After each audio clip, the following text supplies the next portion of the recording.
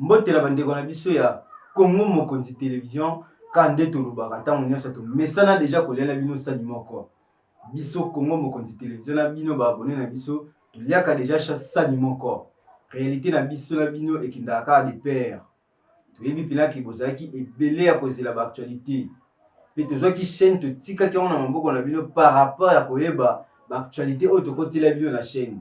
Bozalaki vraiment ebele ya kosabone, bozalaki ebele ya kosala bacommentaire ainsi que ya kolike. En tout cas na pesi bino vraiment bambote na bino mpe babwakili bino bafleur na bino.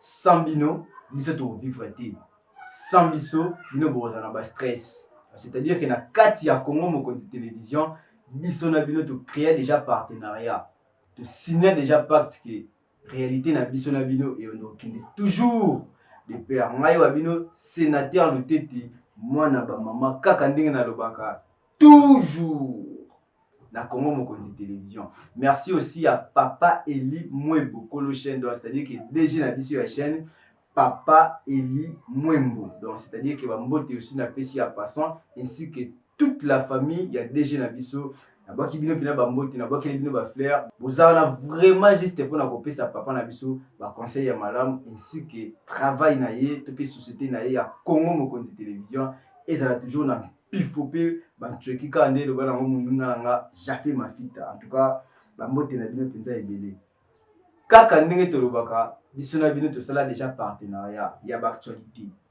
to signer contrat na bino ya komemela bino basango na bandenge oyo eza ya vrai biso tolobelaka kaka vrai na kati ya Congo Mokonzi Télévision tolobelaka kaka oyo eza vrai oyo eza ya mabe totikaka. En tout cas bambote na bino vraiment ebele Papa Eli Mwembo DG ya Congo Mokonzi Télévision ainsi que toute la famille na yo bambote na bino penza ebele puisque bango nde ba premier conseiller na yo soki chaîne elingo kende bayaka wana bayebisaka te papa sala kaka boye, donc c'est-à-dire que ba premier conseiller na yo eza famille na moko esi kozali libota na yo. En tout cas na pesi bango bambote ya dega. Merci na bino kaka ndenge tomesana kobeta masolo na bino lelo tomemeli bino actualité nini to tourner monde lelo eza tour du monde to tourner monde tozobetela bino lisolo ya conflit entre Emmanuel Macron na Donald Trump, France et États-Unis. Conflit wana ekoti ndenge nini la mesala koyebisa bino ntango nyonso ke les plus aimés sont souvent les plus détestés. Merci bandeko na ngatu bozala vraiment wana pona kolanda biso. Les plus aimés sont souvent les plus détestés. Boni bato ba mesana kolingana mingi baboya na rapi ba sipuma même ba mamero ba bloquer na même na ba téléphone pour na koluka ko échapper contre ba stress. Na mona rata numéro na été na mona rata photo na été. Les plus aimés sont souvent les plus détestés. Tout le monde qui Emmanuel Macron azaki lokola chouchou ya ba américain na kati Afrique. Izaki na droit moko te koya koleka sans et passer par Emmanuel Macron na injonction ya ba américain. O ba qui tamba tikela ki lokola chef ya Afrique. Parce que lelo ebebeli bango. Regret eza entre Emmanuel Macron na Donald Trump. Nani abandaki mabe, nani abebisi. Quant à biso toza toujours wana pona kosala ba analyse na biso na Congo Mokonzi Télévision chaîne ya Papa Eli Mwembo. C'est-à-dire que la kati ba réalité na biso oto kobetela bino awa faut toyeba d'abord conflit wana biti nango eza nini. Toteki kolanda ba élément oyo Donald Trump a kosala dernièrement abengaki ba pays oyo baza prêt pour bakota na kati ya coopération par rapport à ba droit des douanes. Toyebi Donald Trump a joué carte nini. Est-ce que azobeta carte moko boye pour ko la meilleure pour aluka toujours kozala ko chef à coloniser ba pays mususu to pe ba continent mususu ou comment on ne sait pas. Nini esali lelo pour bango na Macron ba bebana on ne sait pas. To bango toujours na bino ensemble. Avant de les d'abord na ba développement ebele to meka d'abord kotala ba élément oyo Emmanuel Macron a salaki hier par rapport à ba propos tenus oyo epesaki Donald Trump kanda. To landa d'abord élément. Emmanuel Macron répond à Trump. Aucune intimidation ni menace ne nous influencera, que ce soit en Ukraine, au Groenland ou ailleurs dans le monde. Les menaces de droits de douane sont inacceptables et n'ont pas leur place dans ce contexte. Les Européens réagiront de manière unie et coordonnée si de telles menaces se concrétisent. Nous veillerons à ce que la souveraineté européenne soit respectée. C'est dans cet esprit que je m'entretiendrai avec nos partenaires européens. We do believe that we need more growth, we need more stability in this world. But we do prefer respect to bullies, we do prefer science to plotism, and we do prefer rule of law to brutality. And it's not a time for new imperialism or new colonialism. This is a time of cooperation in order to fix these three global challenges for our fellow citizens. Voilà. Toti kolanda élément ya Emmanuel Macron. Aoti koloba nini?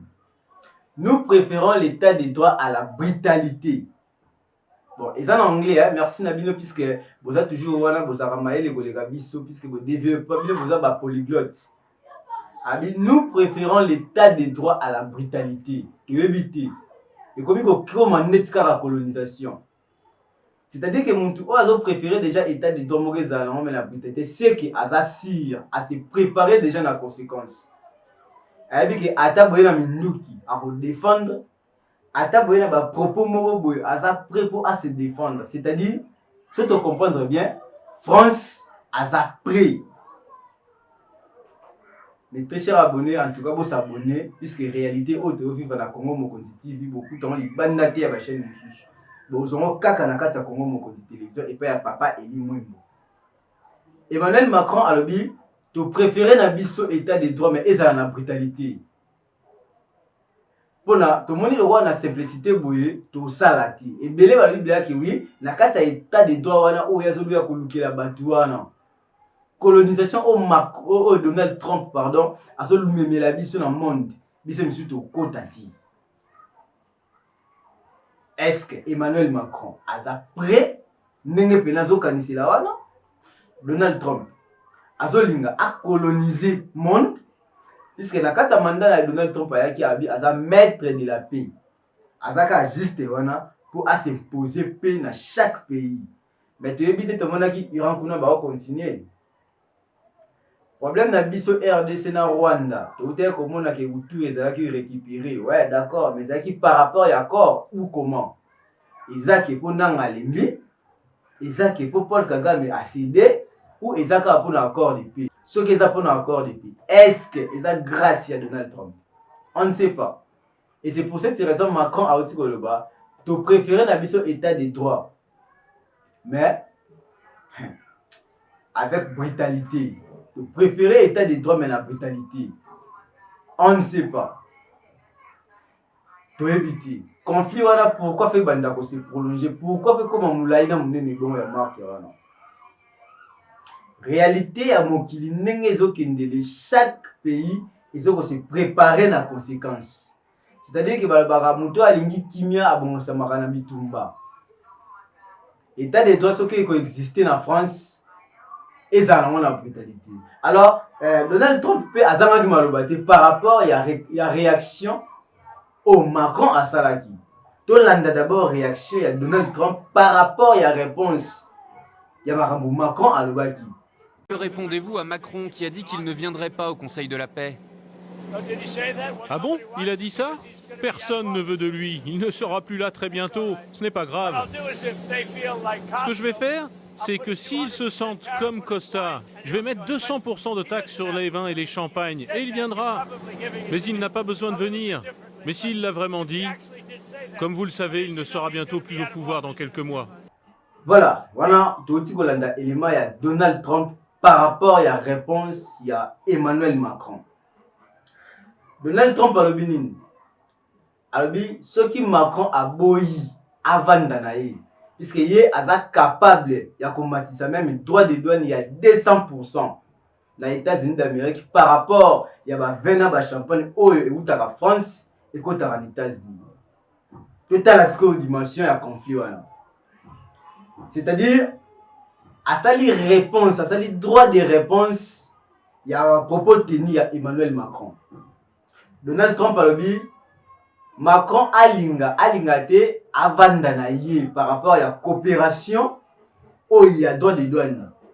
Abi aza censé amatissa même le droit de douane ya 200% na États-Unis par rapport à la production oyo France ekotisaka na États-Unis.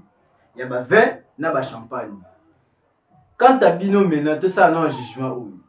Est-ce que ba bebani kaka pona makambo ya droit de douane to ba bebani pona makambo misusu? So to comprendre bien, Emmanuel Macron et Donald Trump, Emmanuel Macron a zaki le rôle à chouchou. Il y a Donald Trump en Afrique. A zaki le rôle à chouchou naïe.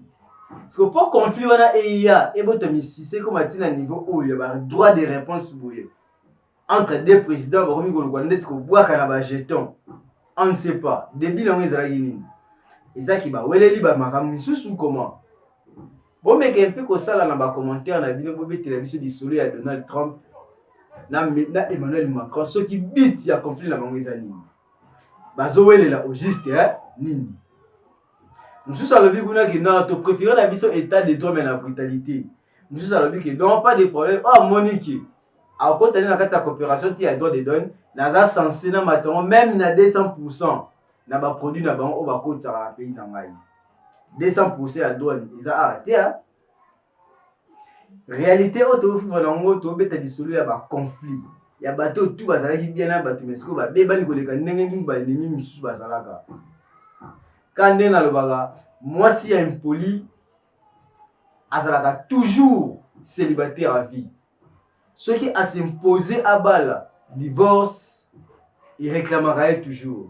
Pour éviter entre Donald Trump et Emmanuel Macron. Ça dit divorce ou comment? Quand tu as dit on a bisoto mais qu'un peu de développement on a des commentaires, bon ça biso encore idée. Il y a n'engeni to ko la bino musala puisque biso na Congo mokonzi télévision te travaille en fonction il y a idée ba partenaire na biso lokola bino. C'est-à-dire que to yaka na TVT poto loba o biso to kanisi. Tout ça la juste o bino botinda ba biso to sala. C'est-à-dire Congo mokonzi télévision est la chaîne de votre choix. Beaucoup là la bolamu qui bobisi biso que non sénateur le témoin na ba maman papa Eli Mwembo DGHN a le travailler la fonctionnalité oyo. C'est-à-dire que biso to rozalaka toujours na sima na bino.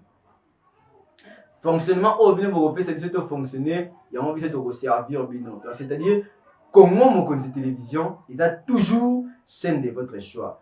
Kaka ndenge na lobaki na bino ki ozana produit na yo, ozana pour ça ezala diffuser na Congo mokonzi télévision, benga biso na numéro eza affiché wana soit o ezo leka na bandi wana et ça la biso bien to kozwa logo na yo to kotela na kati ya ba émission na biso ya ba analyse na biso to kolobela ngo to kobeta lisolo ya promotion na yo et kozala nango avec un prix abordable rosola toujours na déjà na biso ya chaîne.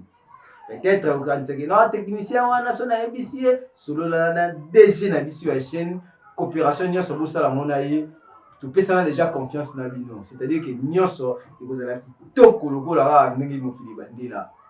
C'est-à-dire le tête la bino fort. Bo pesa ka biso tant nyonso chance ya ko commentaka. Vous appelez la pour ça au soutenir chaîne na ba moyen nyonso. En tout cas benga toujours na numéro ya papa Eli Mwembo eza na plus. Quand eza na likolo wana.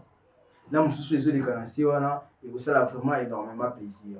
Merci na bisou. Merci bozala qui vraiment ebelé ya kolanda Congo mokonzi télévision. Ngai wa bino mona ba maman tukute na édition mususu. Merci et bye bye.